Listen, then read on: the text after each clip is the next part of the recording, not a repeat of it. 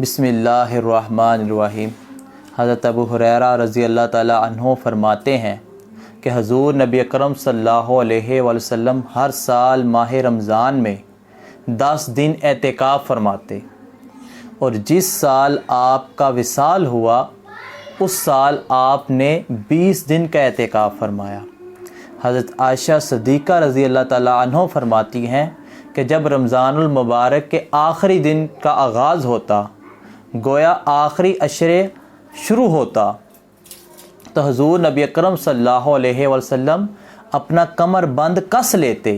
اور اللہ تعالیٰ کی عبادت اور ریاضت میں مشغول ہو جاتے، مصروف ہو جاتے، اور اپنے اہل خانہ سے الگ ہو کر مسجد کے اندر اعتکاف فرماتے، جہاں وہ اللہ تعالیٰ کے حضور توبہ و استغفار کرتے اور خوب عبادت کرتے۔ اور فرمایا کہ ان 10 راتوں کی فضیلت یہ ہے کہ اللہ تعالیٰ نے ان 10 راتوں میں شب قدر کو رکھا ہے۔ حضور نے فرمایا کہ آخری عشرے کی طاق راتوں میں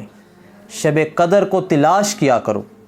یہ وہ رات ہے جس میں قرآن پاک نازل ہوا۔ اور ایک دن کے اعتکاف کی فضیلت کے بارے میں فرمایا کہ جو شخص ایک دن کا اعتکاف فرماتا ہے اللہ تعالیٰ کی رضا کے لیے، اللہ تعالیٰ اس کے اور دوزخ کے درمیان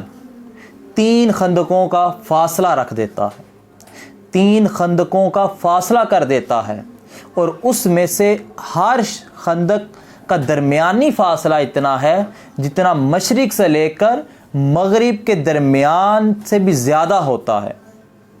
گویا کہ جو شخص اللہ تعالیٰ کی رضا کے لیے، اللہ تعالیٰ کو راضی کرنے کے لیے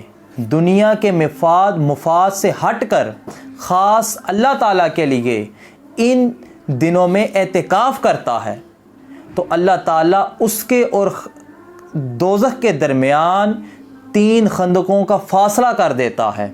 اور اس میں سے ہر خندق کا جو درمیانی فاصلہ جو حضور نے بیان فرمایا وہ مشرق سے لے کر مغرب کے درمیان جتنا فاصلہ ہے اس سے بھی زیادہ ہے۔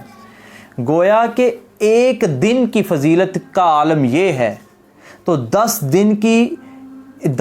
کے اعتکاف کی فضیلت کا عالم کیا ہوگا؟ آپ خود اندازہ لگا سکتے ہیں کہ ان دنوں میں اعتکاف کرنے کی بہت زیادہ فضیلت ہے۔